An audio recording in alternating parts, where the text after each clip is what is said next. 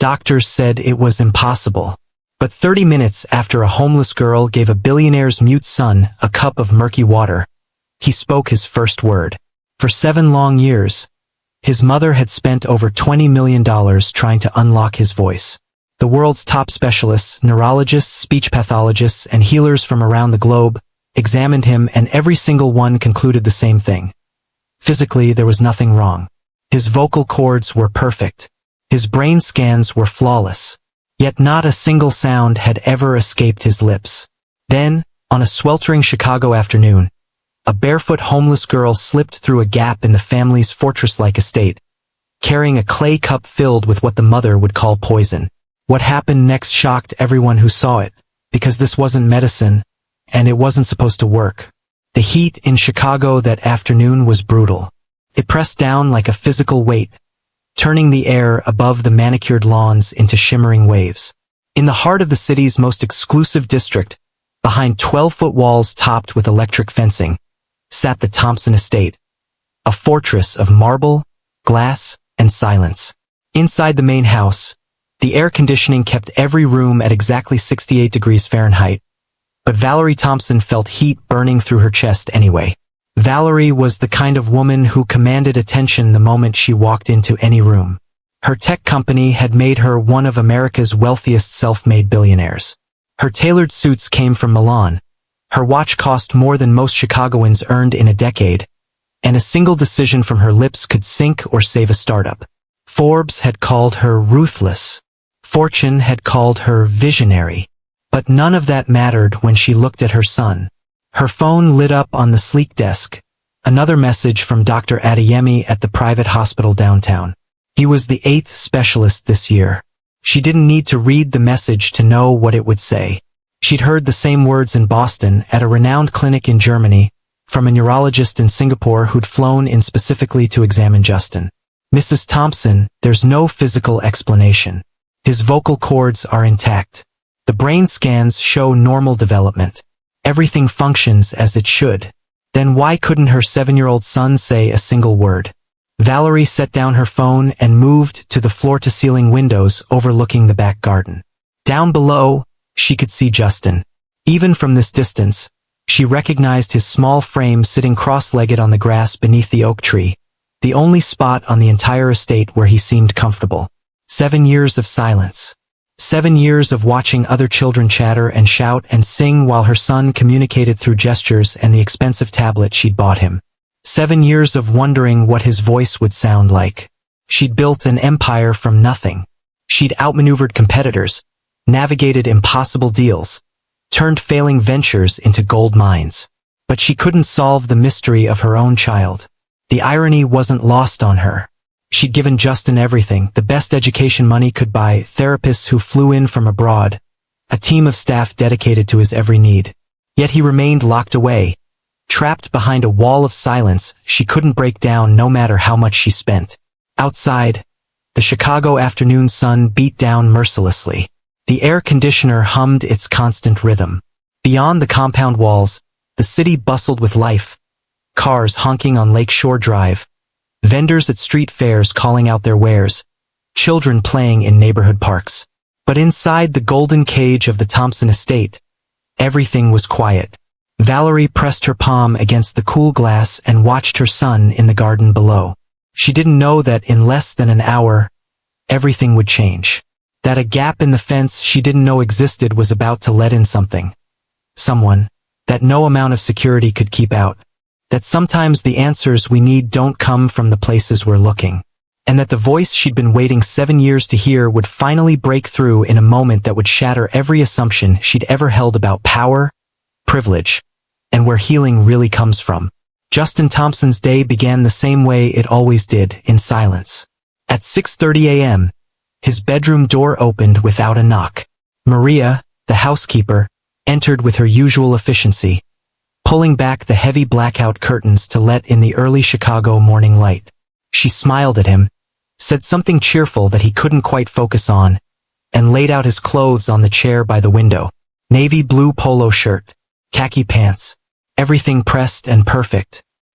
He watched her lips move, forming words he understood but could never return. Good morning, Justin. Did you sleep well? Your mother wants you downstairs by 7. He nodded. That's what he always did. Nod. Shake his head. Point. Gesture. 7 years of communicating without ever making a sound. Maria left, and Justin pulled himself out of the massive bed that could have fit 4 of him. His room was bigger than most people's apartments. His mother had told him that once, though he wasn't sure why it mattered. The walls were painted a soft gray. There were shelves filled with books he'd read 3 times each. A gaming system he rarely used. A desk with his laptop and the tablet that had become his voice. He dressed himself slowly, methodically. At 7 years old, he could do most things on his own, but the staff still hovered. Always watching. Always ready to help with things he didn't need help with. Downstairs, breakfast was waiting in the dining room. The table could seat 12, but it was just him and his mother at opposite ends, an expanse of polished mahogany between them. Valerie was already scrolling through her phone, a cup of black coffee cooling beside her untouched plate of fruit. "Morning, sweetheart," she said, glancing up just long enough to register his presence before her eyes returned to the screen. Her thumbs moved rapidly, typing out responses to emails that couldn't wait. Justin climbed into his chair. The cook had prepared his favorite, pancakes with blueberries arranged in a smiley face. He picked up his fork and ate while his mother conducted business from the other end of the table. This was normal. This was every morning. At 8:15, his tutor arrived. Mr. Chun was patient and kind, speaking slowly and clearly, always making sure Justin could read his lips. They worked in the study, another cavernous room filled with leather-bound books that no one read and artwork that cost more than cars. Math, reading comprehension, science. Justin was actually ahead of most kids his age. His mind worked fine. It was just his voice that didn't cooperate. He completed his assignments on the tablet, typing out answers that Mr. Chun praised with the same encouraging tone he used every day. "Excellent work, Justin. You're very bright, you know that?" Justin knew. Everyone told him how smart he was, how capable, how much potential he had. They said it like it was supposed to make up for the thing he couldn't do. At 10:30, the speech therapist came. Her name was Dr. Reynolds, and she'd been working with him for 8 months now. She came 3 times a week, carrying a bag full of tools and techniques that never seemed to work. "Let's try the breathing exercises again," she said, settling into the chair across from him in what his mother called the therapy room. It used to be a sitting room, but now it was filled with equipment. Mirrors, charts showing mouth positions, a computer that analyzed sound waves he couldn't produce. Justin went through the motions, breathed in deeply, tried to push air through his vocal cords the way she demonstrated. Felt the vibration in his chest that should have become sound but never did. Dr. Reynolds was endlessly optimistic. "That's good, Justin. I felt that. You're getting closer. Let's try again." But he wasn't getting closer. He never got closer. This was the same exercise they'd done 100 times, and the result was always the same. Silence. After an hour, Dr. Reynolds packed up her bag, patted his shoulder, and told him she'd see him Thursday. She stopped to talk to his mother in the hallway, their voices carrying back to where Justin sat alone. He couldn't hear the words, but he knew what they were saying. The same thing every specialist said. "Physically, there's nothing wrong. We just need to keep trying. Give it time." 7 years was a lot of time. Lunch was another lonely affair. Maria brought him a sandwich in the sunroom, and he ate while watching the staff work outside.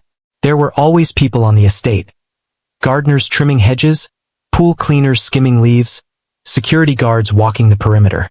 All these people around, and Justin felt like he was the only person in the world. His mother came home at 2 o'clock, heels clicking against the marble floors. She found him in the sunroom and crouched down to his eye level, something she only did when she was about to say something important. "I have a meeting at 4, but I wanted to check on you first. How was your session with Dr. Reynolds?" Justin reached for his tablet and typed. "Same as always." Valerie's jaw tightened, but she forced a smile. "Well, we keep trying, right? That's what we do." She squeezed his shoulder, then stood, already pulling her phone from her pocket. Maria will be here if you need anything. And remember, no going outside the gate. The garden is fine, but stay where the cameras can see you." She left in a cloud of expensive perfume and unfinished conversations. Justin waited 10 minutes, then slipped out the back door. The garden was the only place that felt like his. It stretched behind the house, an acre of green that the gardeners kept pristine. But there was one corner, behind the old oak tree, where the grass grew a little wild and the flowers weren't arranged in perfect rows. His mother had never paid much attention to that spot, which is why Justin loved it. He walked barefoot across the lawn, feeling the cool grass between his toes. The afternoon sun was warm on his face, and for the first time all day, his chest didn't feel quite so tight. There was a stone bench beneath the oak tree. Justin sat down and pulled his knees to his chest, wrapping his arms around them. From here, he could see the entire estate. The pool that no one swam in. The tennis court that sat empty. The 3-car garage that housed vehicles he'd only ridden in, never driven. He had everything. That's what people always said when they saw where he lived. "You're so lucky. You have everything." But they were wrong. He didn't have a voice. He didn't have friends. He didn't have anything that mattered. A bird landed on a branch above him, chirping loudly. Justin watched it, fascinated by how effortlessly sound came from such a small creature. The bird sang, hopped to another branch, sang again. It didn't think about it. Didn't have therapists or specialists or a mother who looked at it with barely concealed disappointment. The bird was free. Justin was in a golden cage. He stayed in the garden until the sun started sinking lower, painting the sky in shades of orange and pink. Maria would call him in for dinner soon. Then there would be bath time, story time with a book he'd read before, and bed. Tomorrow would be exactly the same as today. And the day after that. And the day after that. Justin lay back on the grass and stared up at the oak tree's branches, watching them sway in the breeze. He could hear the leaves rustling, hear the distant sound of traffic beyond the walls, hear everything except his own voice. He didn't know that tomorrow would be different, that a gap in the fence he'd never noticed would let someone in who would change everything, that the silence he'd lived in his entire life was about to break in a way no one could have predicted. For now, he just lay in the grass beneath his tree, a boy with everything and nothing at all. Her name was Maya, and she talked to herself because there was no one else to listen. Okay, think, she muttered, crouching behind a dumpster in the alley off Michigan Avenue. Mrs. Chun needs the feverfew for her headaches. Mr. Patterson wanted more of that ginger root mix. And that lady in the blue building, what did she say? Chamomile? No, peppermint. Definitely peppermint. Maya was 10 years old, though most people guessed she was younger. Small for her age, with dark hair that she kept in a messy braid and clothes that had been washed so many times the colors had faded to gray. Her sneakers had holes in them, patched with duct tape that was itself starting to peel. But her eyes were sharp, always moving, always calculating. She stood up and brushed dirt off her jeans, slinging her canvas bag over her shoulder. Inside were small glass jars and cloth pouches, each labeled in her careful handwriting. Remedies, herbs, tinctures, things her grandmother had taught her to make before she died 2 years ago. Plants are smarter than people give them credit for, Grandma Rose used to say, sitting at their tiny kitchen table in the apartment they'd shared on the south side. They know how to heal.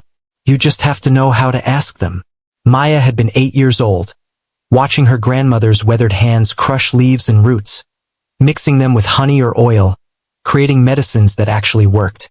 The doctors at the free clinic had shrugged when Grandma Rose showed them her swollen joints. Arthritis. Nothing we can do but manage the pain. But the willow bark tea Grandma made herself had worked better than any pills. She taught Maya everything.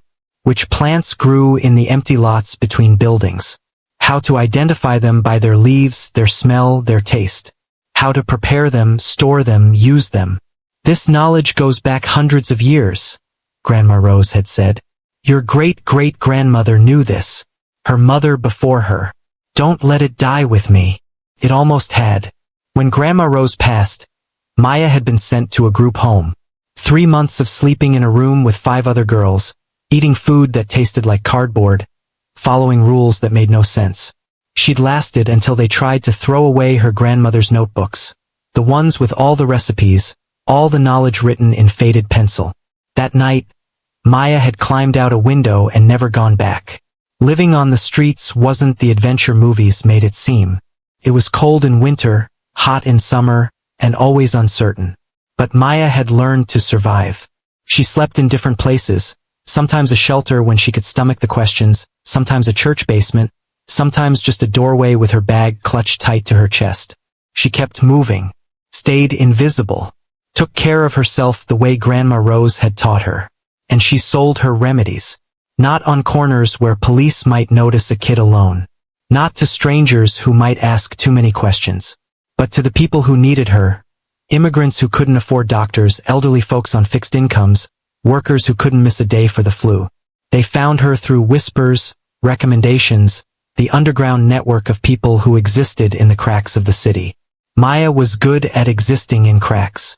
Today she needed to find fresh mint. The patch she usually harvested from had been torn up by construction workers, so she'd been wandering farther north, into neighborhoods where people like her didn't usually go, past the brownstones with their neat gardens, past the high-rises with doormen who looked at her like she was dirt, all the way to where the houses became estates and the streets became private drives. She wasn't supposed to be here. The police in these neighborhoods didn't just move you along. They called social services, asked questions, made problems, but Maya knew how to be invisible. She'd slipped through the neighborhood in the early afternoon, when workers were busy and residents were at their jobs. That's when she saw the wall. It stretched along an entire block, 12 feet of brick and iron topped with sensors that probably cost more than most people's cars. Maya had passed a lot of rich houses in Chicago, but this was different. This was a fortress. She followed the wall, curious despite herself. What kind of person needed this much security? What were they so afraid of? Near the corner, where the wall turned, she found it. A section where the brick had shifted, creating a gap barely wide enough for a cat. Or a very small, very thin girl. Maya glanced around. The street was empty, the afternoon sun beating down on pristine sidewalks. She could hear the hum of air conditioners, the distant sound of a lawn mower. But no voices, no footsteps. She shouldn't. It was trespassing. If she got caught, they'd send her back to the system for sure, and this time they wouldn't let her leave so easily. But Maya had always been curious, and the gap in the wall seemed almost like an invitation. She dropped to her knees and squeezed through, bark scraping her arms, her bag catching on the rough edges. For a moment she was stuck, panic rising in her throat. Then she twisted sideways and tumbled through onto soft grass. The garden was like something from a fairy tale. Maya had grown up around concrete and chain-link fences. Her grandmother's idea of a garden had been tomatoes in pots on their fire escape. But this was acres of green. Flower beds arranged in perfect rows. Trees that looked like they'd been there for 100 years. A fountain gurgling somewhere nearby. And silence. Not the silence of empty streets, but the silence of money. The kind that insulated you from the noise of the world. Maya stood slowly, brushing grass off her jeans. She should leave. Should squeeze back through that gap and never come back. This place wasn't for her. But then she saw the herbs. Along the eastern wall, someone had planted a garden. Not the ornamental flowers that were everywhere else, but actual useful plants. Lavender, rosemary, basil. And there, she couldn't believe it. A patch of mint that was practically begging to be harvested. Maya glanced at the house. It loomed in the distance, all glass and stone, with what looked like 100 windows staring down at her. But she didn't see anyone. No movement in those windows. No gardeners nearby. Just the mint growing so thick it needed to be thinned anyway. She moved quickly, pulling her small shears from her bag. Grandma Rose had taught her to never take more than a third of any plant. You want it to keep growing, she'd said. Take what you need, leave what it needs. Maya was cutting her third stem when she heard the sound. Not quite a cry, not quite a gasp. Something in between. She spun around, shears still in hand, and saw him. A boy, maybe 7 or 8, sitting under an oak tree about 20 feet away. He was staring at her with wide eyes, his mouth slightly open, his whole body frozen. Maya's first instinct was to run, but something stopped her. Maybe it was the way he looked. Not scared, exactly. More surprised. Or maybe it was the way he was sitting all alone in this massive garden, like he was as out of place here as she was. "Hey!" she said carefully, keeping her voice low. "I'm not going to hurt you. I was just..." She held up the mint. "I needed some of this. I'll leave now." The boy didn't move, didn't speak, just kept staring at her with those wide, unblinking eyes. Maya took a step back toward the gap in the fence. "Look, I'm sorry I came in here. Okay? I didn't mean to scare you. I'm going." Still nothing. No words. No movement. Just that stare. Something wasn't right. Maya had talked her way out of dozens of bad situations, but this kid wasn't reacting like normal kids did. He wasn't yelling for help or running away. He was just sitting there. And now that she looked closer, she could see something in his face. Not fear. Something else. Loneliness.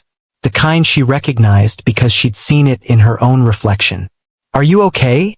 she asked, taking a tentative step closer. The boy blinked. His hands moved, and Maya realized he was holding a tablet. His fingers flew across the screen, and then he turned it around so she could see. "Who are you?" Maya's breath caught. He wasn't talking. He was typing. "I'm Maya," she said slowly. I was just passing through." The boy typed again. "Are you real?" The question hit her harder than it should have. Here was this kid, in this paradise of a garden, in what had to be a mansion worth millions, asking if she was real. Like he didn't see people very often. Like he'd been alone so long he wasn't sure what was real anymore.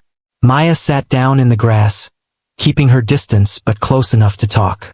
"Yeah," she said softly. "I'm real. Are you?" For the first time, the boy's face changed. Just the slightest hint of a smile. And Maya realized that her day of looking for mint had just gotten a lot more complicated. They talked, or rather, Maya talked and the boy typed, for almost an hour. His name was Justin. He lived in the mansion. He couldn't speak, had never spoken, though he didn't know why. The doctor said there was nothing wrong with him, but the words just wouldn't come. Maya told him about her grandmother, about the remedies, about living on the streets. She wasn't sure why she was being so honest with this rich kid who lived in a fortress, but something about him made her feel safe, made her feel seen. "I should go," she finally said as the sun started to sink lower. "Before someone notices I'm here." Justin typed quickly. "Will you come back?" Maya hesitated. Coming back was risky. Getting caught was almost inevitable if she kept sneaking through that gap. But the desperate hope in the boy's eyes was hard to resist. "Maybe," she said, "if I can." She slipped back through the gap in the fence as the first shadows of evening stretched across the garden, leaving Justin sitting alone under his oak tree. But she would come back. She knew she would, because she recognized that loneliness. And because no one should have to be that alone, no matter how big their house was. The heat came in waves.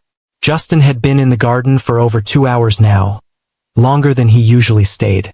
The afternoon sun had shifted from pleasant to punishing, the kind of heat that made the air shimmer and turned the grass beneath him from cool comfort to scratchy irritation. But he didn't want to go inside. Inside meant the cold, empty rooms, the staff hovering. His mother's distracted glances before she returned to her phone. Out here, at least he could pretend he was somewhere else. Someone else. He'd positioned himself under the oak tree like always, but the sun had moved, and now its rays cut through the branches in harsh slants. Sweat trickled down his back, soaking into his navy polo shirt. His mouth felt dry, cottony. When had he last had water? Breakfast? That was hours ago. Justin shifted on the stone bench, trying to find a patch of shade. His head felt strange, light and heavy at the same time, like it was floating slightly above his shoulders while also being pressed down by an invisible weight. I should go inside, he thought. Get water. Cool down. But the house seemed so far away, at least 100 yards across the lawn, and the grass looked like it was rippling in the heat. His legs felt weak. Had they always been this heavy? He stood up anyway, gripping the edge of the bench for support. The world tilted slightly, then righted itself. He took a step forward. Then another. The grass was hot under his bare feet. When had he taken off his shoes? He couldn't remember. 10 steps in, Justin's vision started to blur around the edges. The mansion wavered in front of him, its glass windows catching the sun and throwing it back at him in blinding flashes. He blinked hard, trying to clear his sight, but everything stayed fuzzy. His tablet. Where was his tablet? He patted his pockets, but they were empty. He must have left it on the bench. He turned to go back, but the movement made his head spin worse. The ground beneath his feet didn't feel quite solid anymore. Water. I need water. The words screamed in his head, but of course, nothing came out of his mouth. Just the same silence he'd lived in his entire life. The same useless quiet. Inside the house, visible through those glass walls, he could see Maria moving through the kitchen. She was maybe 60 feet away, close enough to help if she knew he needed it. But she was facing away, organizing something on the counter, completely unaware that he was standing in the middle of the lawn, swaying on his feet. Justin tried to wave, but his arm felt like it weighed 100 pounds. The gesture was weak, pathetic. Maria didn't turn around. He needed to get her attention, needed to make noise somehow. He opened his mouth, tried to force air through his vocal cords the way Dr. Reynolds had shown him 1,000 times.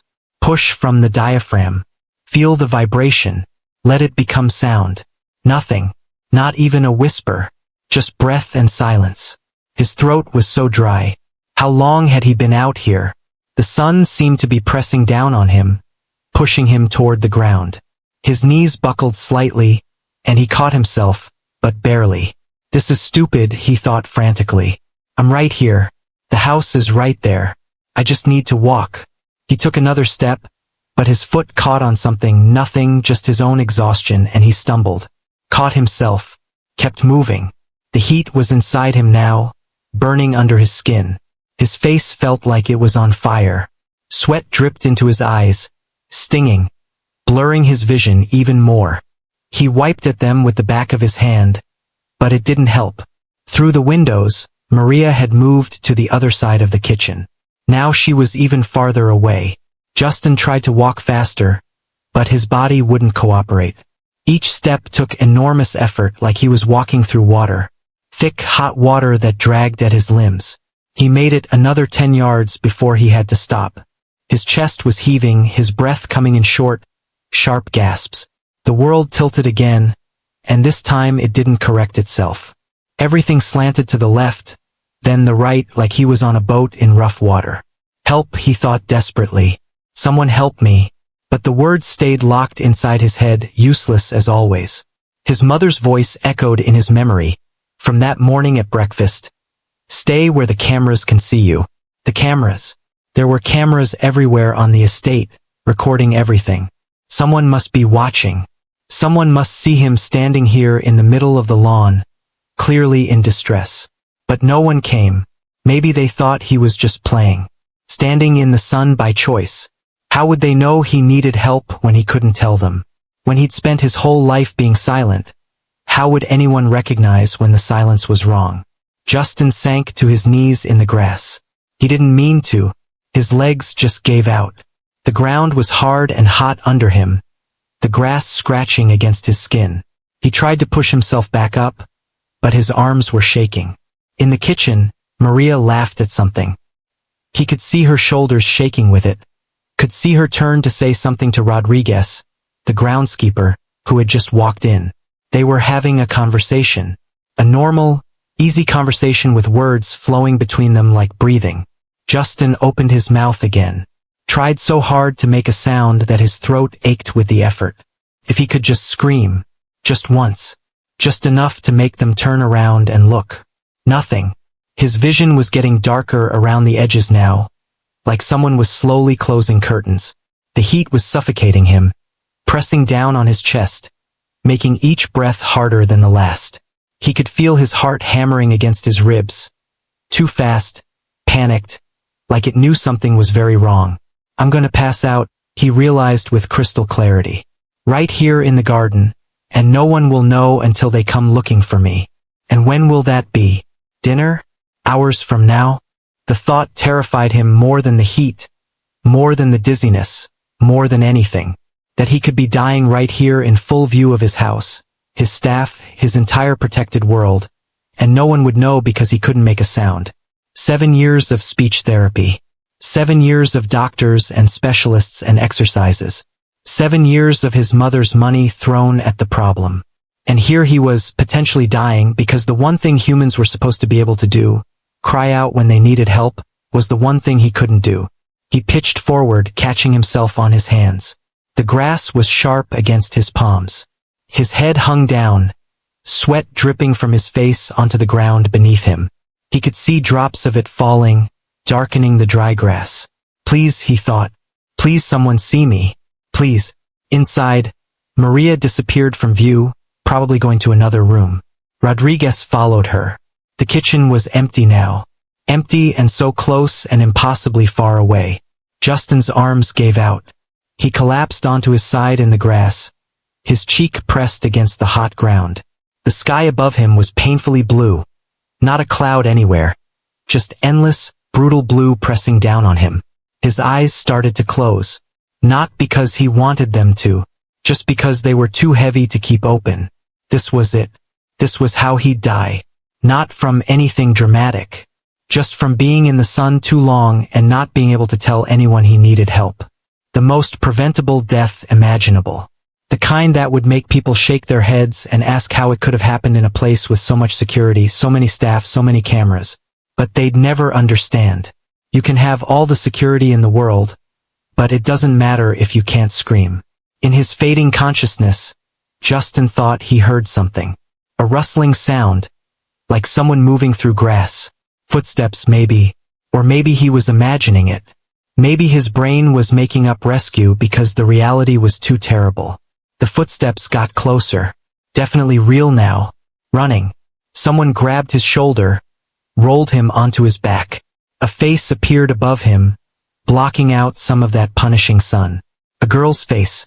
Dark hair falling around it. Eyes wide with alarm. Maya. It was Maya. Her mouth was moving, saying something.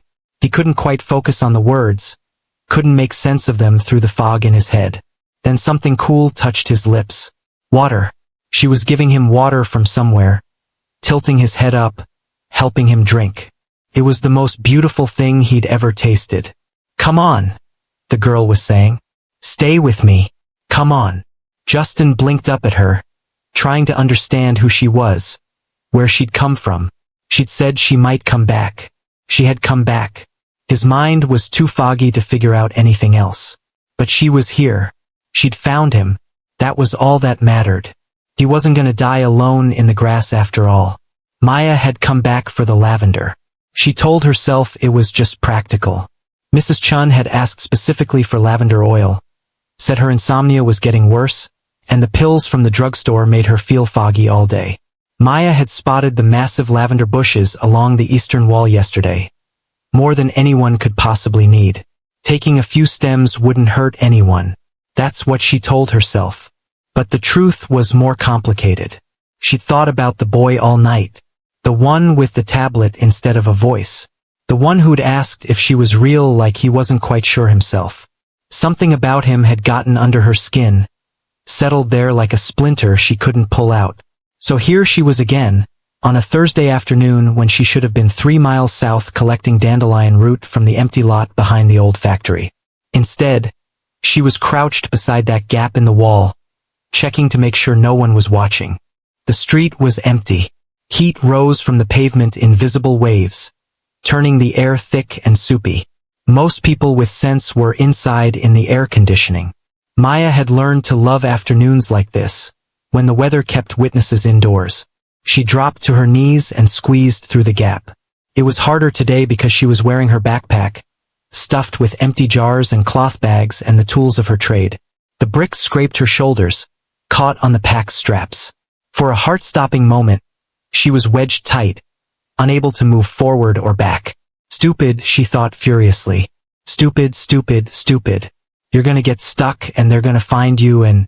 She twisted hard to the left, felt something tear, her shirt or the bag, she couldn't tell. And suddenly she was through, tumbling onto the grass on the other side.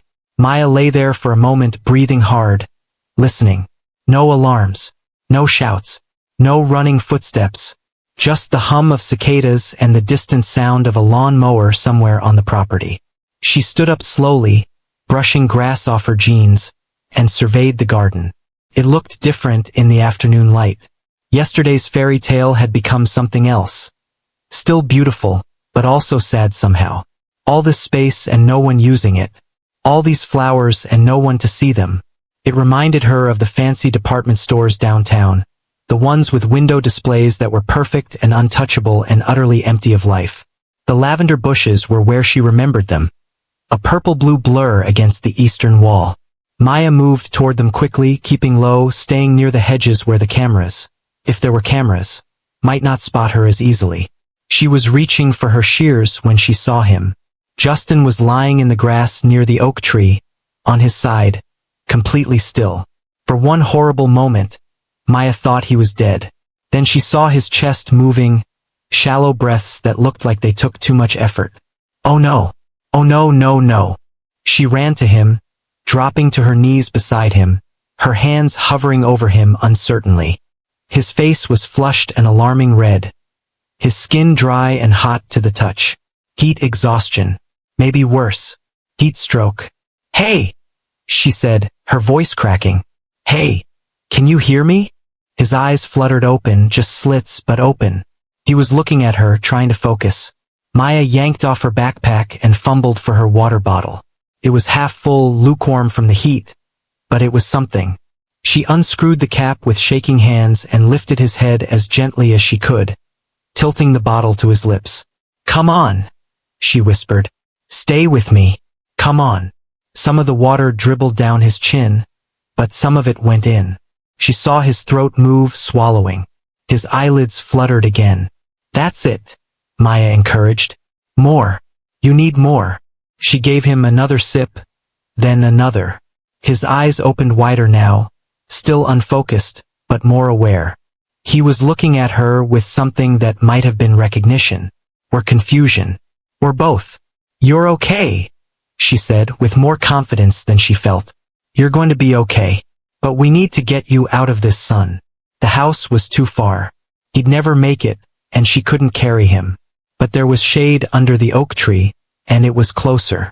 If she could just get him there, get him cooled down. Maya hooked her arms under his shoulders and pulled.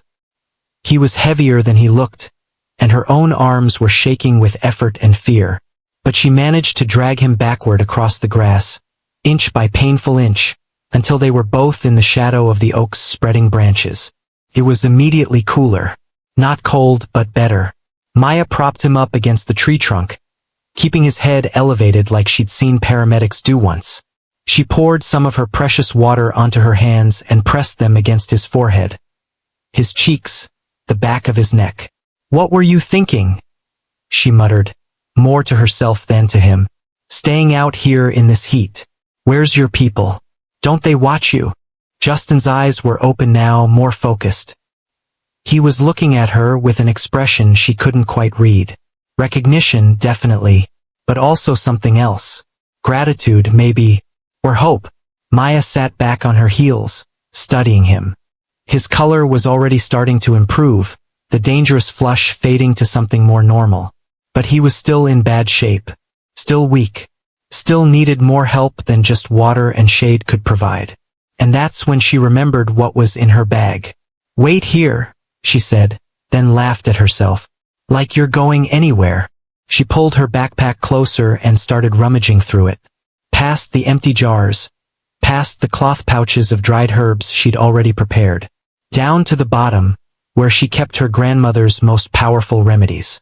The ones she only used in emergencies. Her fingers closed around a small ceramic vial, sealed with wax. She pulled it out and held it up to the light, checking the color of the liquid inside. Dark amber, almost black. Still good. This was it. The remedy her grandmother had called the Awakener. Not because it woke you up, though it did that too, but because it awakened things in your body that had gone dormant. systems that had shut down, abilities that had been suppressed.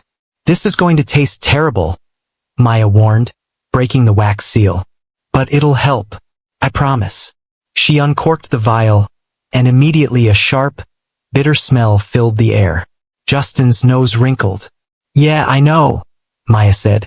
But my grandmother used this for people who were really sick. People who were shutting down. It's got stuff in it that... She paused, trying to remember Grandma Rose's exact words. She said it wakes up the parts of you that have forgotten how to work. The parts that have been asleep so long they don't remember what they're supposed to do. She looked at Justin seriously. Your body's been through a lot right now, but I think maybe your voice, maybe it's not broken. Maybe it's just been asleep. And maybe this... She held up the vial. Maybe this could wake it up. It was a long shot. A crazy long shot. Heat exhaustion and muteness weren't the same thing. But Grandma Rose had always said that the body was connected in ways doctors didn't understand. That trauma could lock things down, make parts of you stop working even when they were physically fine. And that the right remedy at the right time could unlock them. The main ingredient is called tongue fire root, Maya explained, her grandmother's lessons coming back to her. It grows in really specific conditions, has to be harvested under a full moon, dried for exactly 9 days. My grandmother had a small stash of it that she gave me before she died. Said it was for emergencies. Said it could unlock things in the body that had been locked for years. She paused. It's also got ginger to warm the blood, honey to carry the medicine through your system, cayenne to open all your pathways, and something called voice bloom. It's a flower that only grows in one place in the world. Grandmother said traditional healers used it for people who'd lost their voices. Not physically, spiritually, emotionally. Justin was staring at the vial with wide eyes.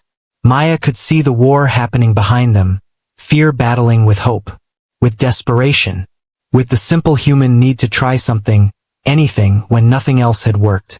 I'm not going to lie to you, Maya said quietly. I don't know if this will work. I've never used it for this. But my grandmother said this remedy can wake up parts of the body that have been dormant. That it can break through blocks that nothing else can touch. And I figure, she shrugged. What do you have to lose? Justin stared at her for a long moment. Then, slowly, deliberately, he reached for the vial. His hands were still shaking, but he managed to close his fingers around it. He brought it to his nose, sniffed, and immediately made a face. I know, Maya said sympathetically. But medicine isn't supposed to taste good. That's how you know it's working. Justin looked at her one more time, a question in his eyes. Are you sure? Maya nodded. I'm sure. My grandmother never lied about her remedies. If she said this could wake things up, then it can. Justin closed his eyes, lifted the vial to his lips, and drank. The effect was immediate and dramatic. His whole body jerked, his eyes flying open wide. His face contorted, not in pain exactly, but in shock, like he'd just touched a live wire. The vial dropped from his hands, rolling away in the grass. Justin! Maya grabbed his shoulders. Are you okay? Talk to me. But Justin couldn't talk. His mouth was open, but no sound was coming out. His hands were at his throat. His eyes wide with alarm and confusion and something that looked almost like wonder. Maya felt panic rising. What had she done? What if she'd hurt him? What if the remedy was too strong or wrong or... Then Justin gasped. It was a real gasp. An audible gasp. Sound where there had never been sound before. His hands dropped from his throat. He stared at Maya, his chest heaving, his whole body trembling. It's working, Maya breathed. Oh my God. It's working. How do you feel? Can you? Does your throat feel different? Justin opened his mouth, closed it, opened it again. His hand went back to his throat, feeling it like he was trying to understand what was happening inside his own body. Maya could see the change happening. Whatever was in that remedy, the tongue fire root, the voice bloom, all of it together was doing something. Something real. Something the doctors, with all their equipment and degrees, had never managed to do. The feeling should get stronger over the next hour, Maya said, remembering her grandmother's instructions. It has to work through your whole system. Wake everything up. You might feel weird, tingly, warm, like electricity running through you. That's normal. That's it working. Justin nodded, but he looked dazed, overwhelmed, like his entire understanding of his body was being rewritten in real time. They sat together in the shade of the oak tree, watching and waiting. Maya gave him more water, watched his color continue to improve, watched as he periodically opened and closed his mouth, testing, feeling, trying to understand the new sensations in his throat. My grandmother always said the body knows how to heal itself, Maya said softly. Sometimes it just needs to be reminded, needs to be woken up. She said that trauma, physical or emotional, can make parts of us shut down, go dormant, stop working even though they're not actually broken. And the right remedy, given at the right time, can flip that switch. Wake everything back up. She looked at Justin seriously. I think maybe your voice has been asleep, and I think maybe you just took the thing that's going to wake it up. Justin met her eyes, and Maya saw tears forming there. Not from pain, from hope, from the terrifying, thrilling possibility that after 7 years of silence, something might actually be changing. He reached for his tablet, but his hands were shaking too much to type. Instead, he just looked at her, and Maya understood what he was trying to say. Thank you. Thank you for seeing me. Thank you for trying. Thank you for giving me hope. Don't thank me yet, Maya said, but she was smiling. Let's see if it actually works first. They didn't have to wait long to find out. 30 minutes had passed since Justin drank the remedy, and Maya could see the changes accelerating. His breathing had steadied. His color was good, not flushed anymore, not pale, just healthy. But more than that, there was something different about the way he held himself. More alert, more present, like something that had been sleeping inside him was waking up, stretching, coming back to life. How does your throat feel now? Maya asked. Still weird. Justin nodded, opened his mouth, closed it. His hand went to his throat again. He'd been doing that every few minutes, like he couldn't quite believe what he was feeling. That's the tongue fire root, Maya explained. My grandmother said it creates heat, not burning but activating heat. It wakes up nerve endings that have gone dormant, makes pathways that have been closed for years suddenly open up again. She pulled out her notebook, the one with all her grandmother's recipes written in faded pencil, and flipped to the page about the awakener. Listen to this, she said, reading. The awakener is for those who have forgotten themselves, for parts of the body that have fallen into deep sleep, convinced they cannot wake. Give this remedy only when the need is great and the time is right. It will burn away the fog. It will open the gates. It will remind the body of everything it was meant to be. Maya looked up at Justin. My grandmother wrote that. She said she only used this remedy 3 times in her whole life. Said it was too powerful for everyday use. That it had to be saved for the moments when someone needed to be completely transformed. Justin was staring at her, his eyes wide.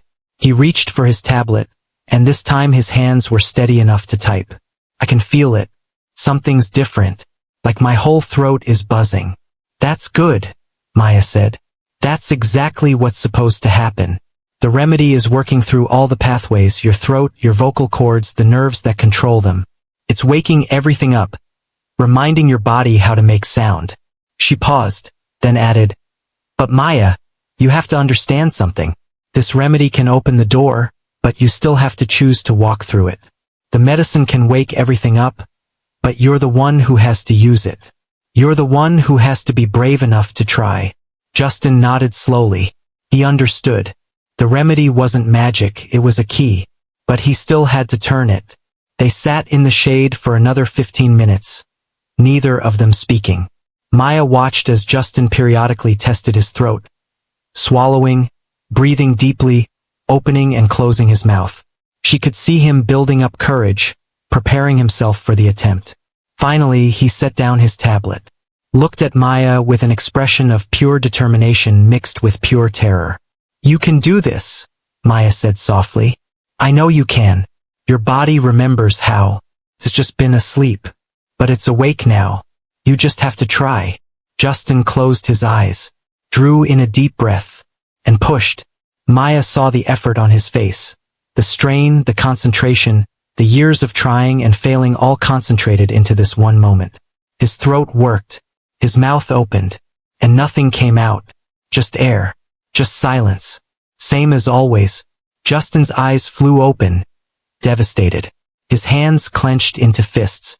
After everything, the remedy, the hope, the feeling that something had changed, it still wasn't working. No, wait, Maya said quickly. That's normal. My grandmother said the first attempt almost never works. The pathways are open, but they're rusty. You have to practice. You have to keep trying. She moved closer, put her hand on his shoulder.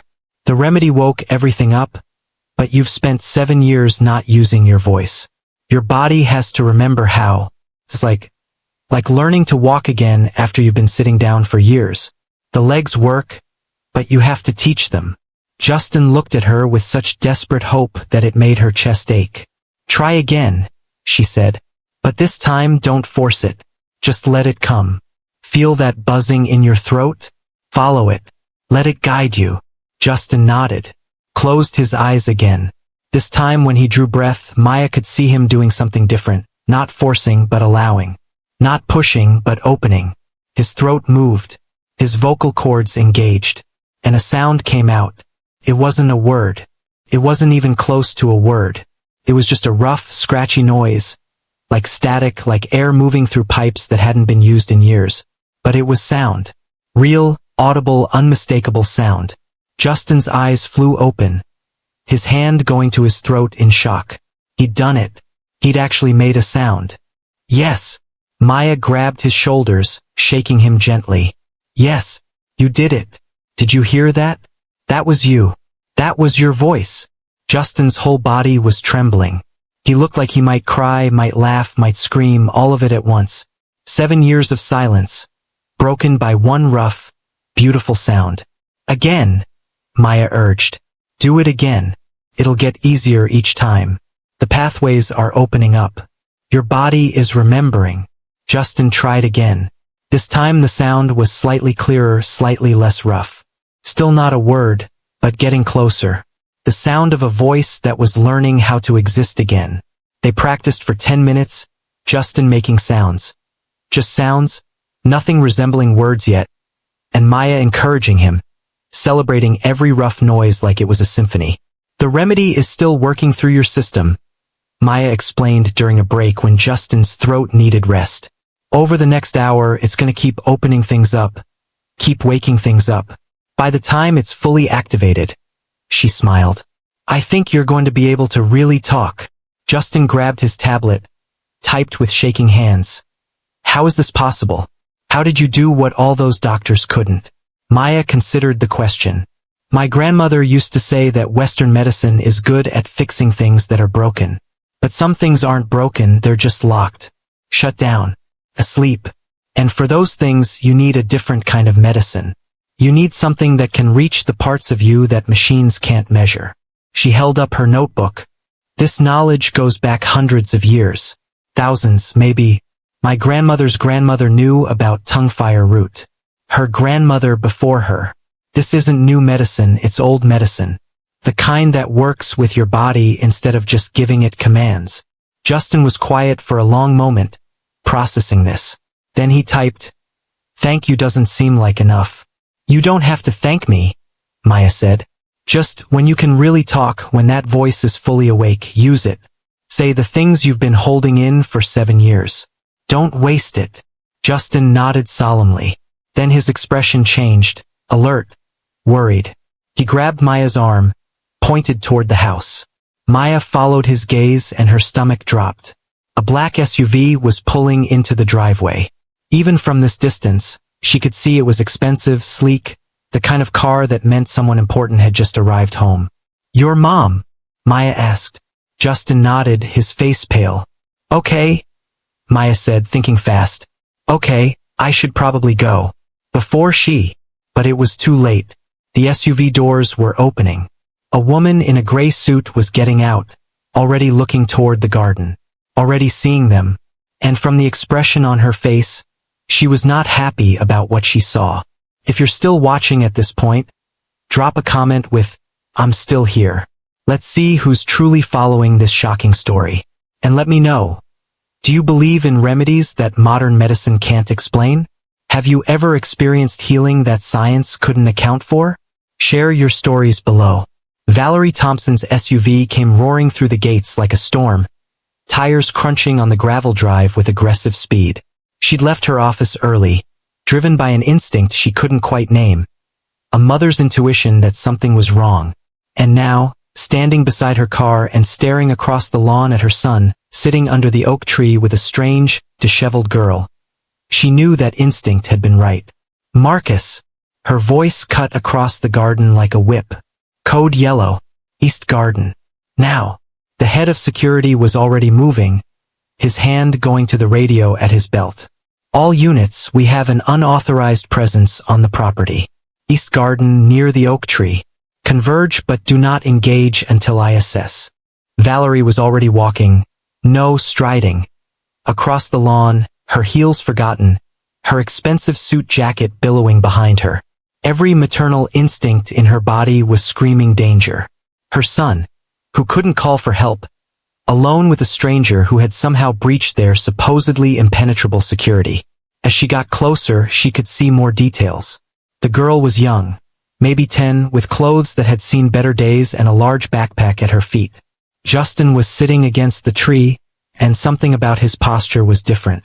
More alert than usual, more alive. But that didn't matter. What mattered was that a stranger had gotten to her son, and God only knew what had happened or what could have happened. "Justin!" Valerie reached them, immediately dropping to her knees beside her son, hands frantically checking him over. "Are you hurt? Did she hurt you? Look at me, sweetheart." "He's fine," the girl said. "Maya," though Valerie didn't know her name yet. "I didn't hurt him. I helped him. He had heat exhaustion. He was collapsed in the grass. And You what?" Valerie's voice was dangerous now, her eyes snapping to the girl. "You what?" Marcus arrived with 2 other security guards, forming a loose perimeter around the scene. "Ma'am, we're securing the situation. Do you want me to call the police?" "Not yet," Valerie said, still examining Justin. His color was good, his breathing normal. He didn't look injured, but something was different about him. Something she couldn't quite place. Then she saw it. On the grass beside Justin, a small ceramic vial, empty, with residue of some dark liquid still clinging to its sides. Valerie's blood ran cold. She snatched up the vial, held it up to the light. "What is this? What did you give my son?" Maya's face went pale, but she lifted her chin defiantly. "Medicine. He needed it. He was sick and Medicine." Valerie's voice rose sharply. "You're a child. You don't have medicine. You have—" She looked at the dark residue, her mind jumping to the worst conclusions. Street drugs. Poison. Something that could hurt him, kill him, leave him permanently damaged. "Marcus, call an ambulance," Valerie ordered. "Tell them possible poisoning. We need his stomach pumped immediately." "No!" Maya shouted, taking a step forward. "It's not poison. It's a traditional remedy. My grandmother taught me. It's just herbs and—" "I don't care what your grandmother taught you," Valerie snapped. "You gave my son an unknown substance without permission, without supervision, without any medical oversight. Do you understand how dangerous that is? Do you understand what you've done?" She turned to Marcus. "Detain her. Don't let her leave. When the police arrive, I want her arrested for—" Justin made a sound. It wasn't loud. It wasn't clear. It was barely more than a rough exhalation. But it was sound, coming from her son's mouth, and Valerie froze mid-sentence. She turned slowly to look at Justin, her heart hammering. "Did you just—" Justin's mouth was open, his eyes wide, his hand at his throat. He looked shocked, terrified, amazed, and then he made the sound again. Louder this time, more deliberate. "Oh my God!" Valerie breathed. "Oh my God! Justin, are you—" She couldn't even finish the sentence. 7 years. 7 years of absolute silence, broken by these rough, imperfect, impossible sounds. Maya was speaking quickly now, urgently. The remedy I gave him, it's called the Awakener. My grandmother used it for people whose bodies had forgotten how to work. He didn't have heat stroke, Mrs. Thompson. He had heat exhaustion, yes, but I helped with that first. Then I gave him the remedy because I hoped, it might help with his voice. Valerie's hands were shaking as she looked from the girl to her son and back again. That's not possible. We've seen dozens of specialists. They all said there was nothing physically wrong, Maya interrupted. And they were right. There isn't. His voice wasn't broken. It was just locked. Asleep. And the remedy I gave him, it wakes things up. Opens things up. Reminds the body of what it can do. That's ridiculous, Valerie said. But her voice lacked conviction, because Justin was making sounds. Real sounds. Right in front of her eyes. Justin reached for his tablet, but his hands were shaking too much. He tried to type, failed, tried again. Finally managed to get out a message. She's telling the truth. The medicine worked. I can feel my voice waking up. Valerie stared at the words, at her son, at the impossible, miraculous thing that seemed to be happening. Cancel the ambulance, she said quietly to Marcus. But don't call the police yet. I need to understand what's happening here. She turned her full attention to Maya, and when she spoke, her voice was different. Still strong, still authoritative, but with a note of desperate hope underneath. Tell me everything. What exactly did you give him? What's in it? How does it work? Maya took a deep breath and began to explain. About tongue-fire root and voice bloom. About her grandmother's teachings and the traditional knowledge passed down through generations. About how some things couldn't be measured by machines or explained by modern medicine. As she talked, Justin kept making sounds. Testing his voice, feeling the change happening inside him, growing slightly braver and slightly louder with each attempt. And Valerie Thompson, billionaire, skeptic, woman of science and reason, found herself believing in something she never thought possible. That sometimes the most powerful medicine comes not from laboratories, but from the earth itself. And that her son's silence was finally, miraculously, beginning to break. The confrontation in the garden continued, but something had fundamentally shifted. Valerie was no longer calling for police or ambulances. She was listening, watching, trying to understand the impossible thing happening before her eyes.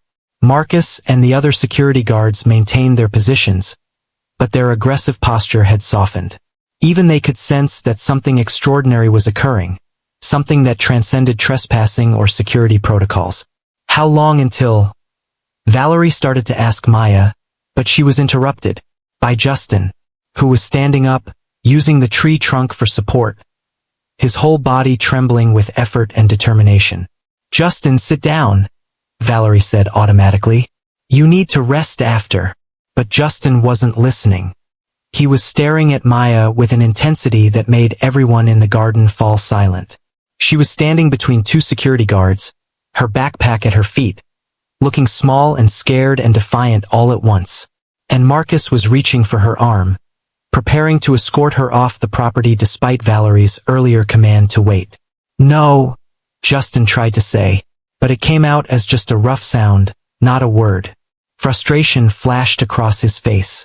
Mrs. Thompson, Marcus said carefully, we still need to address the security breach. Even if the situation with your son is unusual, this girl did trespass. There are protocols. I understand that, Valerie said. But let's just... Marcus's hand closed on Maya's arm. Not roughly, but firmly. Come with me, miss. We'll get your information and then... Justin made that sound again, louder now. More desperate. But still not words. Still not enough. Maya looked over her shoulder at him as Marcus started to guide her away. It's okay, Justin. You're going to be fine. The remedy will keep working. In an hour, maybe two, you'll be able to really talk. Just be patient. Just keep trying. But patience wasn't what Justin felt. What he felt was panic. Because this girl, this stranger who'd slipped through a gap in his fence, had done something no doctor, no specialist, no amount of money had been able to do. She'd given him hope. She'd given him a real chance at having a voice. And now they were taking her away. Marcus, wait, Valerie said, sensing her son's distress. Just give us a moment to. But Marcus was already walking and Maya was going with him, and Justin could see the gap in the fence that she'd come through. Could see her being escorted back toward it, back to whatever life she'd come from, and he'd never see her again. The panic became something else. Something fiercer. Something that burned through all his fear and doubt and years of learned helplessness. He'd spent 7 years letting other people speak for him. 7 years of tablets and gestures and silence. 7 years of being voiceless while the world made decisions about him, for him, without him. But Maya had given him something. Not just medicine, agency, choice, the chance to decide something for himself. And he was choosing to use it now. Justin drew in the deepest breath of his life. He felt the remedy working through his system. That buzzing, awakening sensation in his throat that Maya had described. The pathways were open now, cleared by the tongue fire root, activated by the voice bloom, ready to carry sound if he was brave enough to push it through. He thought about Maya's words. The remedy opens the door, but you have to walk through it. He thought about her giving him that choice, trusting him to make it, even though he was 7 and scared and had never made a real decision in his life. He thought about her walking away, disappearing, leaving him alone again in this golden cage. And he pushed, not from his lungs this time, from deeper than that, from his heart, from his soul, from 7 years of silence and loneliness and desperate, aching need to be heard. The sound that came out was raw, broken, imperfect, but it was a word. Ma! Everyone froze. Marcus stopped walking. Maya spun around. Valerie's hand flew to her mouth. Justin's throat burned. His vocal cords felt like they were made of sandpaper. But he could feel the pathways open, could feel the medicine doing its work, could feel his voice. His actual voice, beginning to emerge from wherever it had been hiding for 7 years. He tried again, pushing harder, focusing everything he had on that one word. Ma. The second syllable was clearer. Still rough, still scratchy, but unmistakably a word. The word. The one his mother had been waiting 7 years to hear. Valerie made a sound, half sob, half gasp. Her legs seemed to give out, and she dropped to her knees in the grass. Her hands pressed to her mouth, tears already streaming down her face. "Oh my God," she whispered. "Oh my God. Justin. Did you just—" Justin wasn't finished. The remedy was coursing through him now, fully activated, opening everything that had been closed, waking everything that had been asleep. His throat still burned, but the pain was worth it. The struggle was worth it, because he had words now, real words, and he needed to use them.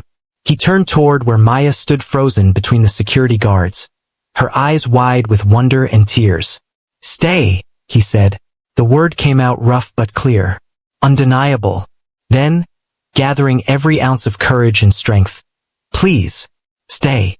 The garden had gone completely silent. Even the birds seemed to have stopped singing.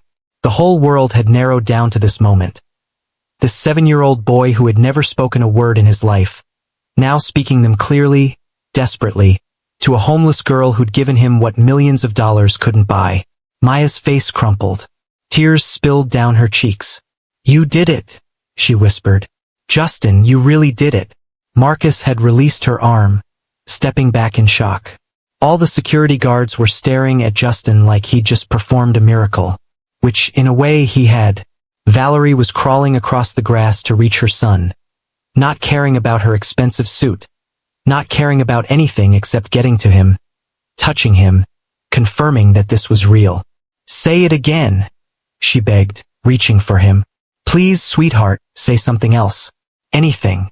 Justin looked at his mother, really looked at her, at the tears streaming down her face, at the desperate hope and love and 7 years of waiting all mixed together in her expression. "Mom," he said. His voice was hoarse, uncertain, but growing stronger with each word. "I'm okay." The medicine worked. Valerie pulled him into her arms, holding him so tightly he could barely breathe, sobbing against his shoulder. "I can hear you. Oh God. I can hear your voice. It's real. It's really your voice. Justin hugged her back, but his eyes were on Maya. She was still standing there, frozen, her backpack at her feet, looking like she couldn't quite believe what she just witnessed. He gently pulled back from his mother. His throat ached, but he had more to say. Things that had been building up for 7 years, finally finding their way out. She helped me, he said, each word requiring effort but coming more easily than the last. When I was sick, when I couldn't call for help, she found me. She saved me. He turned to look directly at Maya. Then she gave me something, medicine, and it worked. My voice, it's waking up. I can feel it. Valerie slowly stood, wiping her eyes, trying to compose herself. She looked at Maya with an expression that was complex. Gratitude mixed with lingering fear, mixed with awe, mixed with confusion. How? She asked simply. How is this possible? Maya stepped forward, and Marcus didn't stop her this time. The remedy I gave him, the awakener, it's from my grandmother. She used it for people whose bodies had shut down. Not physically broken, but locked. Asleep. It uses tongue fire root to open neural pathways, voice bloom to specifically target the vocal system, and other herbs to carry the medicine through the body. She looked at Justin.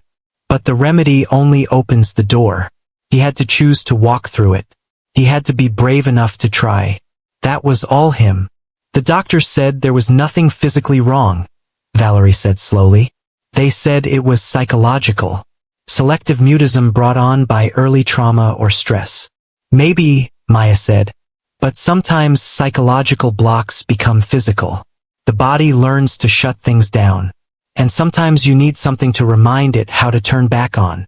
Valerie was quiet for a long moment, processing. Then she looked at her son, really looked at him, and saw something she hadn't seen in years. Not just the ability to speak, but something deeper. Life, purpose, hope. She can't leave, Justin said, his voice stronger now, the words coming easier. Please, Mom, don't send her away. Justin. Valerie started, but he interrupted her. I've been alone, he said, and the words came with such clarity, such emotion, that everyone listening felt their power. For so long, in this house, in this life, alone, and he gestured to Maya. She saw me, really saw me, not the kid who can't talk, not the problem to fix, just me. His voice cracked, but he pushed through. And she gave me my voice back, not just sounds, but real voice, the kind that matters. And I can't. Tears were streaming down his face now. I can't lose that, can't lose her. Please. It was the longest speech he'd ever made. 7 years of silence, broken open, pouring out in rough, imperfect, beautiful words. Valerie looked at her son, at the girl, at the empty vial on the grass that contained medicine she didn't understand but couldn't deny the results of. And she made a decision. You're right, she said quietly. She's not leaving. Not yet. Not until we understand what happened here. What this means. She turned to Maya. I don't know who you are or where you came from, but you did something today that $20 million and the world's best doctors couldn't do. You gave my son his voice back. And that means something. That changes everything. She paused, then added, we're going to go inside. All of us. We're going to sit down. We're going to talk. And we're going to figure out what happens next. She looked at Marcus. The gap in the fence, don't seal it yet. And cancel any incident reports. This didn't happen the way we thought it did. Marcus nodded, though he looked uncertain. Ma'am, there are still protocols. I don't care about protocols right now, Marcus, Valerie said, her voice firm but not unkind. My son just spoke for the first time in 7 years. That's what matters. Everything else can wait. She held out her hand to Justin, who took it. Then, after a moment's hesitation, she held out her other hand to Maya. Come inside, she said. Please. I think we have a lot to talk about. Maya looked at Justin, who nodded encouragingly. Then she reached out and took Valerie's hand. And the three of them walked together across the lawn, toward the house that had been a fortress, a prison, a golden cage. But maybe, just maybe, was about to become something else entirely. Behind them, the sun was beginning to set, painting the garden in shades of gold and orange. The oak tree cast long shadows across the grass, and the gap in the fence remained open, a reminder that sometimes the most important things slip through the cracks we think are sealed. Justin's voice was still rough, still uncertain, still learning how to exist in the world. But it was real. It was his. And it had broken 7 years of silence in the most impossible, miraculous way. All because a homeless girl with ancient knowledge and a clay vial of medicine had been brave enough to slip through a gap in a fence. And because sometimes, the healing we need comes from the most unexpected places. They sat in Valerie's study, a room that Justin had always found intimidating with its floor-to-ceiling bookshelves and massive desk that seemed designed to make visitors feel small. But tonight, Valerie had abandoned the desk. Instead, they sat in a circle of comfortable chairs near the window, the three of them, with glasses of water and the setting sun casting warm light across the room. Justin's voice was getting stronger, but he still had to pause frequently to rest his throat. The medicine was continuing to work through his system. He could feel it, that warm, buzzing sensation that meant pathways were still opening, connections still being made. "Tell me about your grandmother," Valerie said to Maya. Her tone was different now. Not the sharp, commanding voice from the garden, but something softer, curious, almost humble. Maya shifted in her chair. She still looked uncomfortable in this opulent house, but Justin could see her relaxing slightly. Her name was Rose Rodriguez.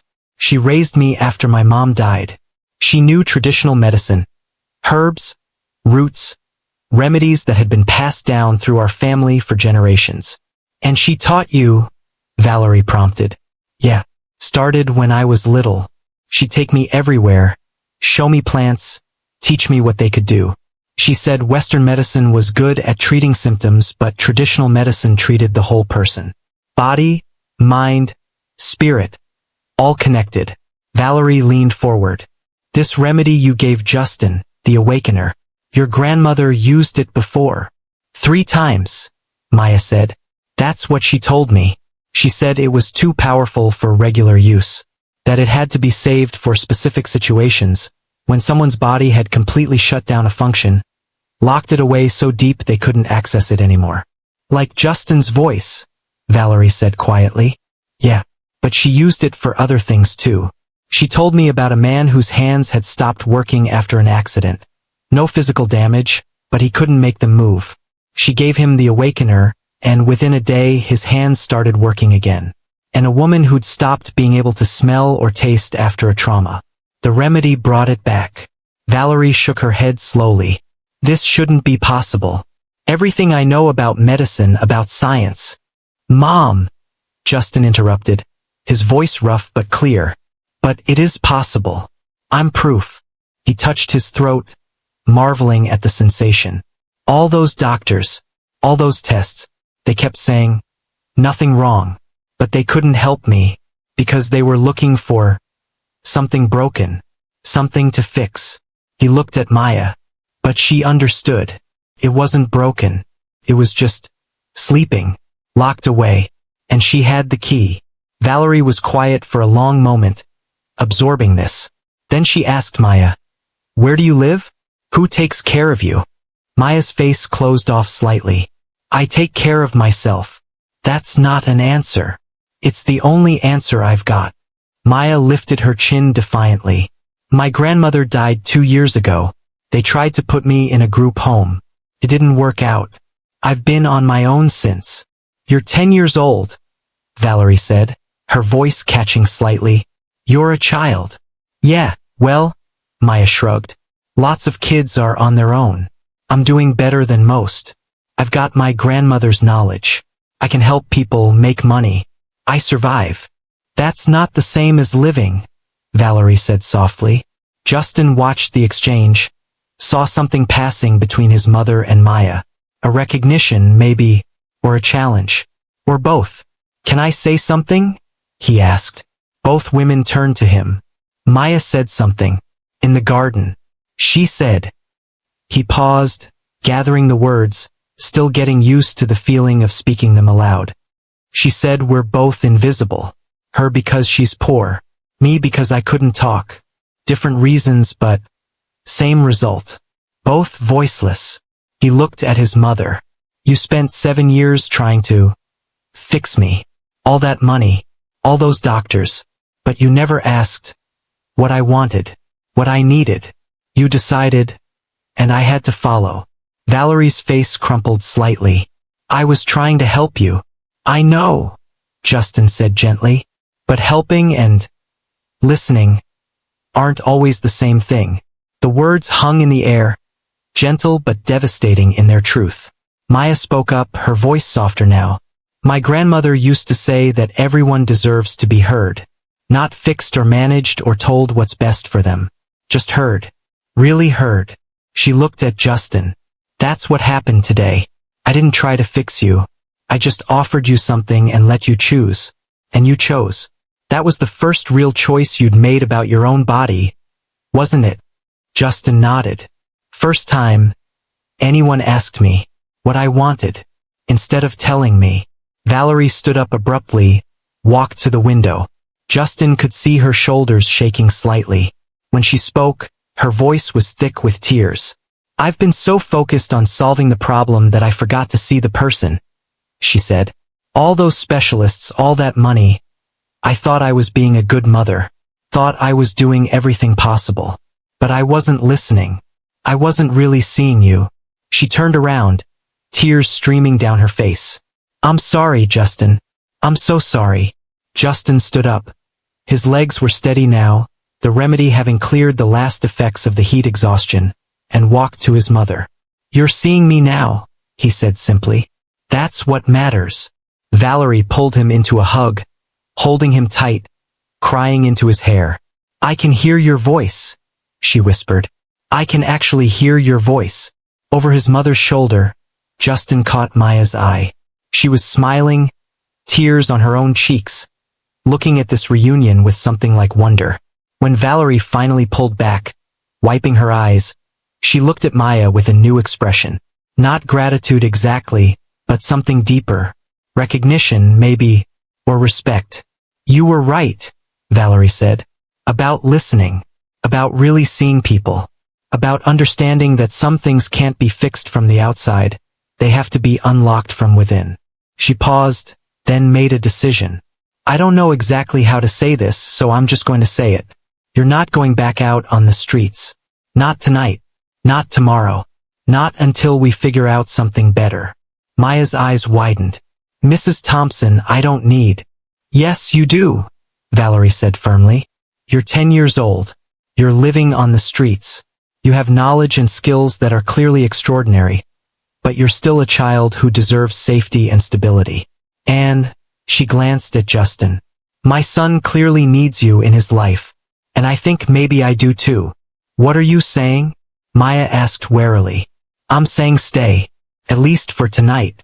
We'll figure out the details. There are legal things to navigate, social services, all of that.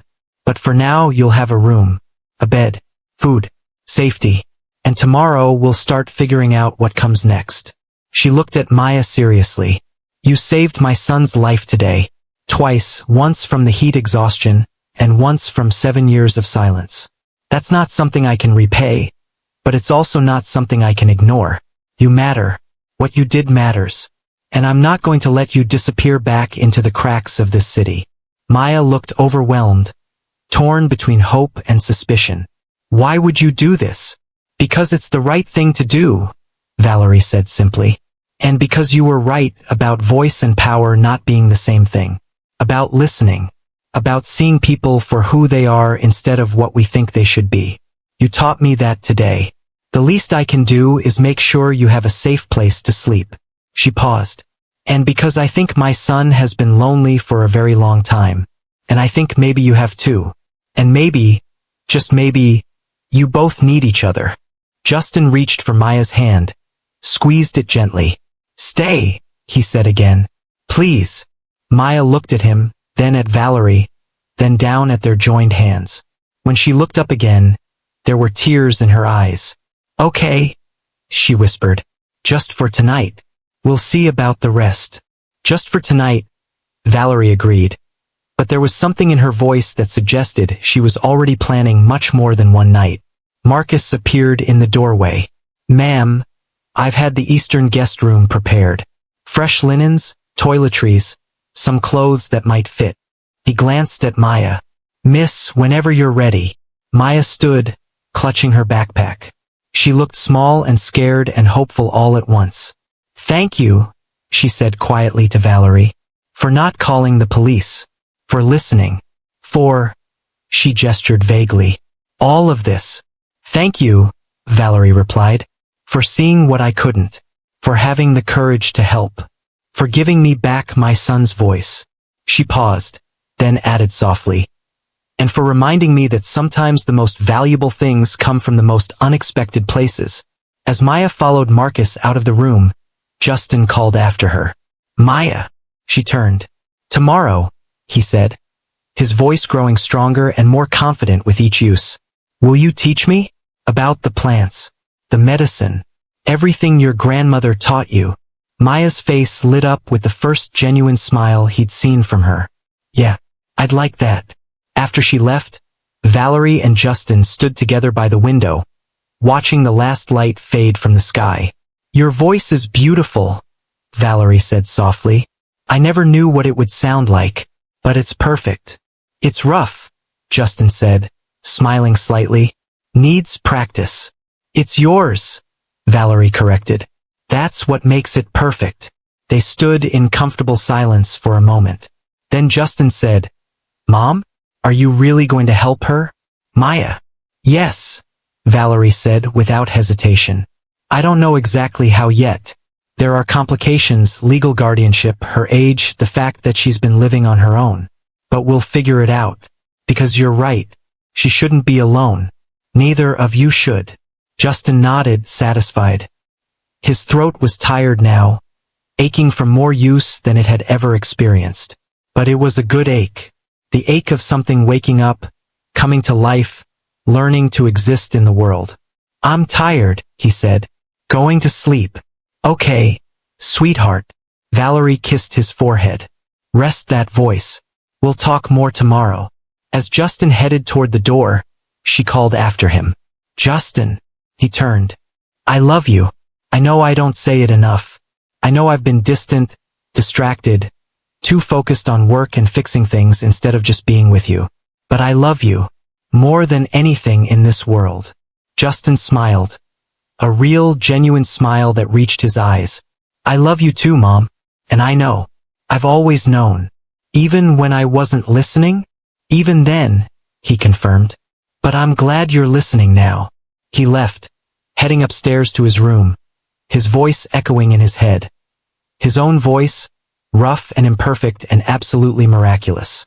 Valerie stood alone in her study, looking out at the garden where everything had changed. The oak tree was a dark silhouette against the twilight sky. Somewhere out there was the gap in the fence that had let in a homeless girl with ancient knowledge and a clay vial of impossible medicine. She'd spent 7 years trying to fix her son with money and expertise and every resource she could command. And in the end, it had taken a 10-year-old with nothing but herbs and courage to unlock what all that money couldn't buy. Tomorrow she'd start making calls. Lawyers, social workers, people who could help navigate the complex process of giving Maya a real home. It would be complicated. There would be obstacles. But Valerie Thompson hadn't built an empire by accepting no for an answer. And this mattered more than any business deal ever had. Her son had found his voice. And maybe, just maybe, she'd found hers too. 3 weeks later, Justin woke to the sound of voices drifting through his open bedroom window. Not just any voices. Maya's voice, rapid and animated, explaining something. And his mother's voice asking questions, actually listening to the answers. He lay in bed for a moment, just absorbing the strangeness of it, the way his house had gone from silent mausoleum to something alive. He pushed back the covers and padded to the window. Below, in the garden, Maya was crouched beside a newly planted bed of herbs, gesturing as she talked. Valerie stood beside her in jeans and a t-shirt, actual casual clothes, not the suits she'd lived in before, taking notes on her tablet. The chamomile needs full sun, Maya was saying. But the mint will take over everything if you don't contain it. Trust me, I've seen it happen. So we plant it in a separate bed? Valerie asked. Or in a pot? A big one. It's aggressive. Justin smiled. 3 weeks ago, his mother wouldn't have known chamomile from a dandelion. Now she was planning an entire medicinal herb garden with the same focus she'd once reserved for quarterly earnings reports. A lot had changed in 3 weeks. The first few days had been the hardest. Valerie's promise of figuring things out had turned into an avalanche of phone calls, meetings with lawyers, and careful negotiations with social services. Maya had nearly run twice, convinced it was all going to fall apart, that she'd end up in a group home or worse. But Valerie Thompson didn't become a billionaire by accepting defeat. The solution had been complicated but possible. Maya couldn't be officially adopted, not quickly anyway. The legal process for that would take months, maybe years. But she could be fostered. Valerie had gotten herself approved as an emergency foster parent with a combination of resources, determination, and sheer willpower. You'll have your own room, Valerie had told Maya that first week. Your own space. This isn't charity and it's not pity. It's just, she'd paused, choosing words carefully. It's doing what should have been done a long time ago, making sure a child has what every child deserves. Safety, stability, a chance. Maya had been skeptical. And what do you get out of it? Valerie had looked at Justin, then back at Maya. I get to watch my son continue to find his voice. I get to learn from someone who knows things I never knew existed. And maybe, her voice had softened, maybe I get a chance to be a better mother. To both of you. It hadn't been smooth. There were arguments about rules and boundaries. Maya wasn't used to curfews or expectations or people caring where she went. Valerie wasn't used to anyone questioning her decisions or rolling their eyes at her overprotectiveness. But they were learning. All three of them were learning. Justin got dressed and headed downstairs. His voice had continued to strengthen over the past 3 weeks. It was still a bit rough, still required effort sometimes, still tired easily. But it was real. It was his. And he used it constantly, making up for 7 years of silence. Dr. Adeyemi had examined him extensively and confirmed what Maya had suspected. There had never been anything physically preventing him from speaking. Selective mutism, the doctor had called it, though even that diagnosis didn't fully explain what had happened, or how a traditional remedy made from roots and flowers had unlocked what years of therapy couldn't touch. Some things we can't fully explain, Dr. Adeyemi had admitted. The body and mind are more connected than we understand. Sometimes conventional medicine isn't enough. Sometimes we need wisdom that comes from different places. He'd been fascinated by Maya's knowledge, had asked her dozens of questions about her grandmother's remedies. Now he was working with Valerie on something new, a project to document and study traditional medicines, to find ways to integrate them with modern healthcare. Not to replace Western medicine, Valerie had explained to Maya, but to complement it, to acknowledge that healing comes in many forms. Justin found them still in the garden when he came outside. Morning, he called, and felt the familiar thrill of hearing his own voice carrying across the lawn. You're up, Maya said, grinning at him. Thought you were going to sleep till noon. It's 8, Justin protested. His sentences came more naturally now, with fewer pauses. That's not noon. Close enough. She gestured to the herb bed. Want to help? Your mom wants to plant lemon balm, but we're still figuring out the best spot. It's good for anxiety and sleep, Valerie added, looking up from her notes. I thought it might be useful. Justin knew what she wasn't saying, that she'd been having trouble sleeping since everything changed, that running a company while figuring out how to be a better mother, while navigating the foster system, while dealing with the media attention that had followed Justin's miraculous recovery, was exhausting. Because the story had gotten out despite their best efforts. Not the complete story. They'd kept the details of Maya's remedy private, but enough that journalists had started calling, wanting to know about the billionaire's son who'd suddenly started speaking after 7 years of silence. Valerie had shut down most of the inquiries, but she'd done one interview. A carefully controlled piece where she talked about the importance of listening to children, about how sometimes the solutions we need come from unexpected places, about how traditional knowledge and modern medicine could work together. She hadn't mentioned Maya by name, protecting her privacy, but she'd made it clear that her son's breakthrough had come from someone who understood things the expensive specialists had missed. The interview had gone viral. Valerie's phone had been ringing non-stop with calls from other parents whose children had selective mutism, from researchers interested in traditional medicine, from journalists wanting more of the story. She'd handled it all with her usual efficiency, but Justin could see the toll it was taking. Hence the lemon balm. They worked in the garden for another hour, the three of them, getting dirt under their fingernails and sweat on their backs. Marcus watched from a distance, but he was smiling now instead of looking suspicious. The other staff had adjusted too, though Maria still sometimes looked at Maya like she might be a hallucination. The gap in the fence had been sealed, but Valerie had done something unexpected. She'd had a gate installed there instead of just patching the wall. In case anyone else needs to come through, she'd said, though they all knew it was symbolic. A reminder that walls weren't always answers. At 10 o'clock, Maya had to leave for her tutoring session. Valerie had hired teachers to come to the house. Maya was technically homeschooled now, at least until they figured out the right school placement. She'd missed a lot of formal education living on the streets, but she was smart and motivated and catching up fast. "Don't forget," Maya called as she headed inside. "Mrs. Chun is coming at 2. She wants more of the arthritis blend." "I remember," Justin called back, and felt a surge of pride at how clear his voice sounded. Mrs. Chun had been their first client, the first person Maya had brought to the house, nervously asking if it was okay to still help her customers now that she wasn't on the streets. Valerie had surprised them both by saying yes, then surprising them further by offering to help. "You're sitting on valuable knowledge," she told Maya. "Traditional remedies that actually work. There's something here if we do it right. Legal, ethical, properly researched. We could help a lot of people." Now there were regular clients who came to the house, and Valerie was working with lawyers and researchers to form a proper nonprofit. They were calling it the Rose Project, after Maya's grandmother.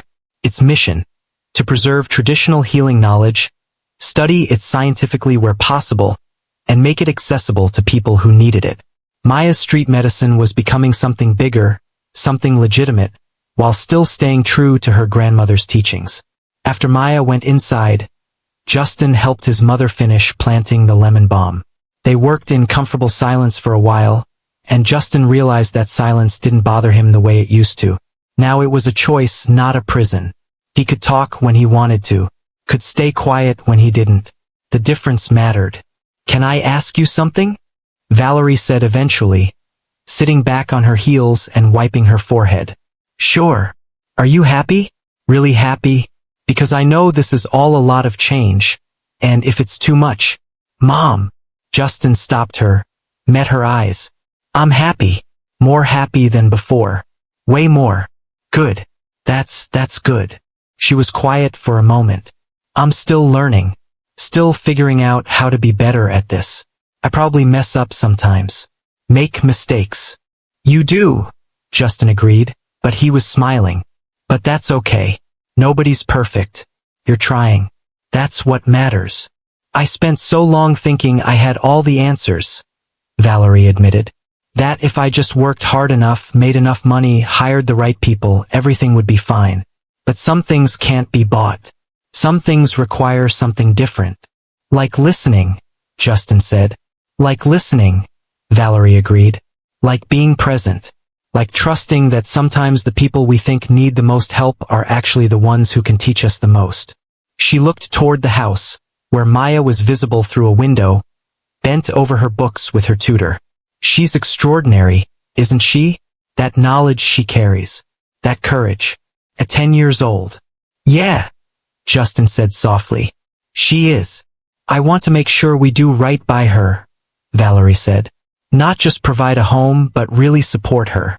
Help her preserve her grandmother's legacy. Give her opportunities without taking away what makes her special." "You are," Justin assured her. "The Rose Project, that's exactly what Grandma Rose would have wanted.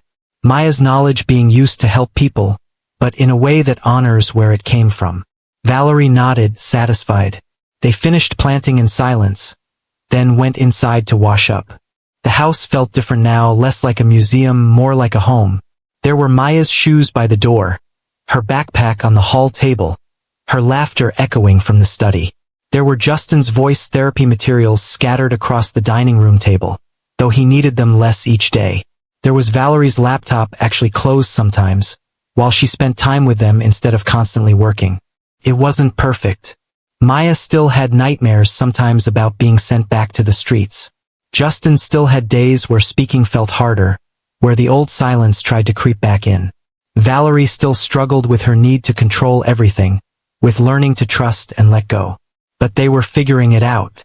Together. That afternoon, Mrs. Chun arrived right on time.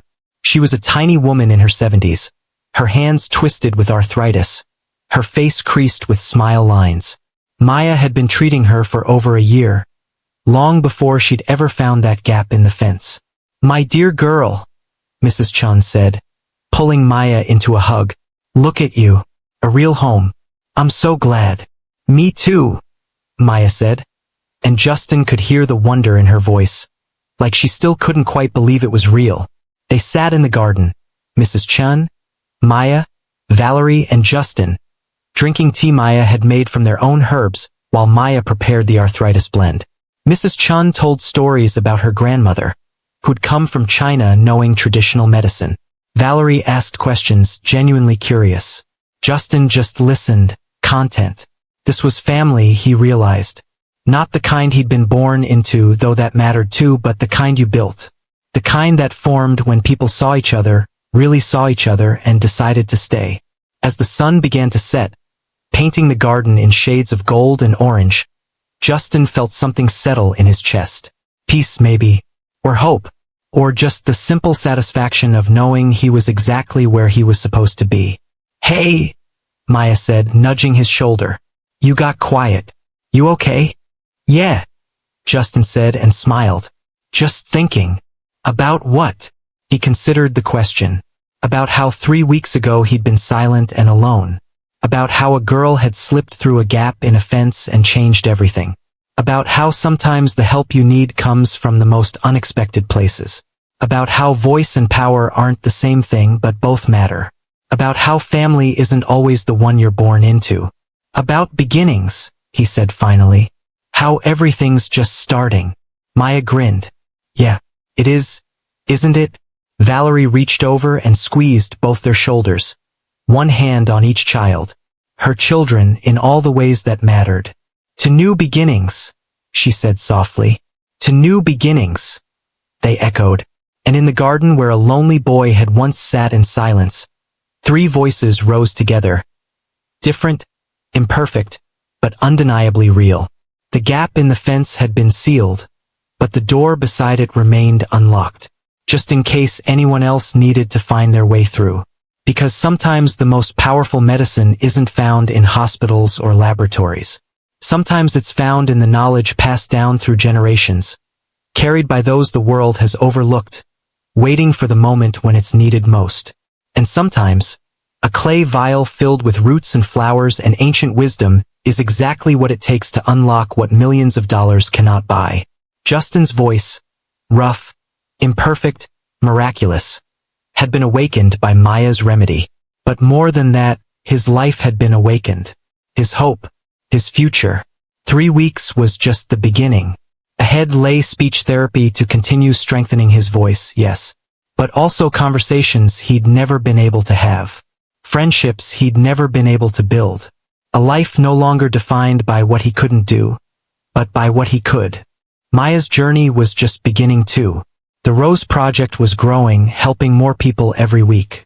Her grandmother's knowledge that had almost died with her, was being preserved, studied, shared.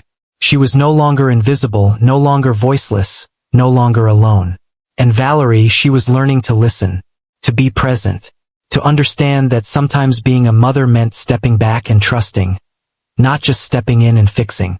They were 3 people from completely different worlds, brought together by chance and necessity and a gap in a fence. 3 people who'd each been voiceless in their own way, one silenced by body, one by circumstance, one by the deafening noise of her own ambitions. But they'd found each other. And in finding each other, they'd found their voices. All because a homeless girl had been brave enough to slip through a gap she wasn't supposed to see, carrying medicine that wasn't supposed to work, believing in healing that couldn't be explained. Sometimes the most impossible things turn out to be the most true. And sometimes, the voice you've been searching for has been waiting all along. Not in hospitals or laboratories or expensive therapies, but in the ancient wisdom of roots and flowers and the courage to try. If you made it all the way to the end of this incredible story, I want to hear from you. Drop a comment below and tell me, 1. What part of this story impacted you the most? 2. Do you believe in healing methods that modern medicine can't fully explain? 3. Have you or someone you know ever experienced a medical miracle? And if this story moved you, please hit that like button and subscribe to the channel. Share it with someone who needs to hear about hope, healing, and the power of being truly seen. Stories like Justin and Maya's remind us that sometimes the most powerful transformations come from the most unexpected places. Most importantly, if you're struggling with something that doctors haven't been able to help with, don't give up. Sometimes the answer is out there, waiting in a form you never expected. Sometimes all it takes is someone brave enough to see you, really see you, and offer something different. Thank you for being here. Thank you for listening to Justin's voice finally be heard. And remember, we all have gaps in our fences. Sometimes the most important thing we can do is leave them open, just in case someone needs to come through. Until next time, keep believing in the impossible. Because as this story proves, sometimes the impossible is exactly what we need.